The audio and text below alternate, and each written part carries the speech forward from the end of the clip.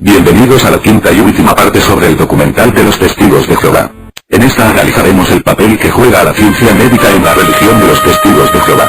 También observaremos la manera de ser y pensar sobre la sociedad en general de esta secta. Religión contra ciencia médica. Punto y aparte.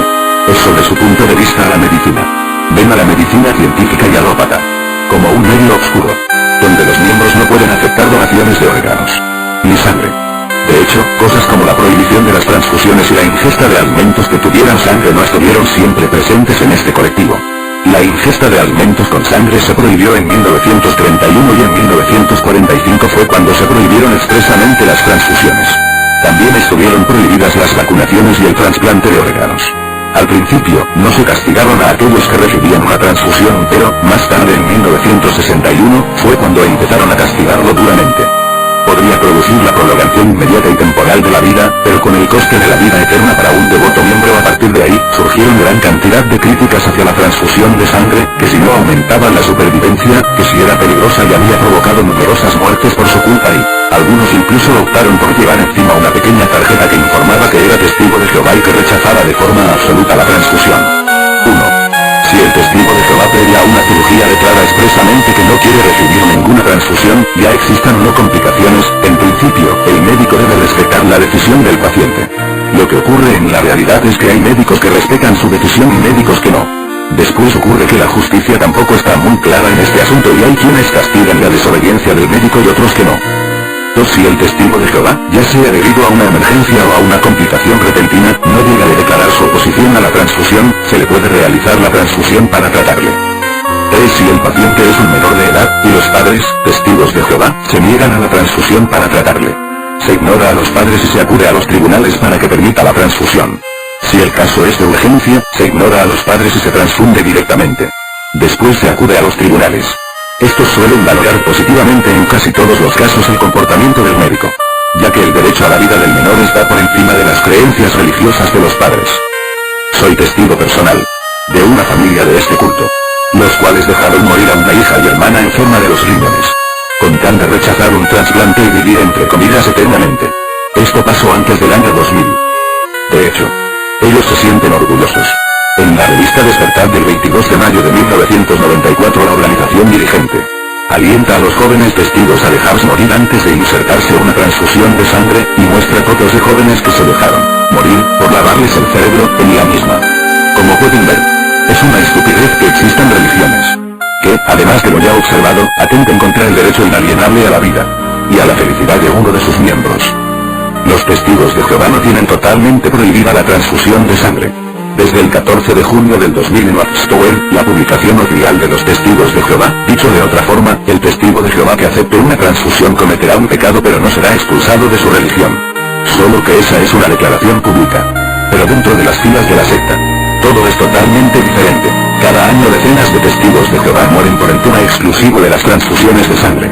Entre las víctimas se encuentran distintos grupos de personas: bebés recién nacidos, 7 vecinos, mujeres embarazadas, pacientes quemados, pacientes atropellados, pacientes de diálisis, etc. En el libro Presten atención a sí mismos y a todo el rebaño, publicado por los Testigos de Jehová, y de uso exclusivo de los líderes de la Sociedad Torre del Vigía, se explican los procedimientos para evitar que se realicen transfusiones de sangre en testigos de Jehová enfermos o afligidos que, en opinión de los médicos, necesitan una transfusión con cierta urgencia.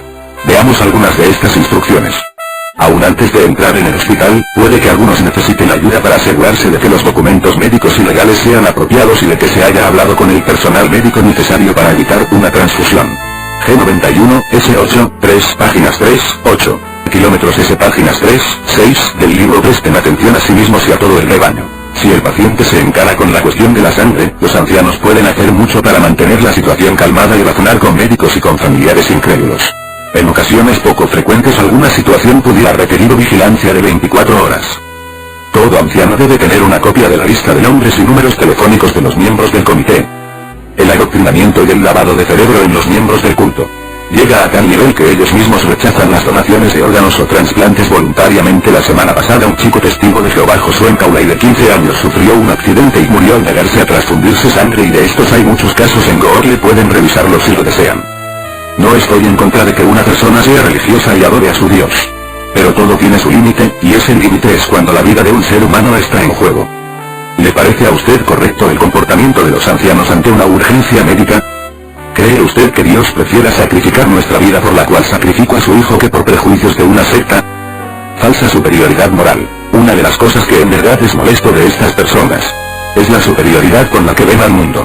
Es decir, aparte de que ven a la sociedad con otros ojos. Muchas personas en la sociedad donde vivo, que han tratado con estas personas, saben que son altaneros, hipócritas, déspotas y abusivos.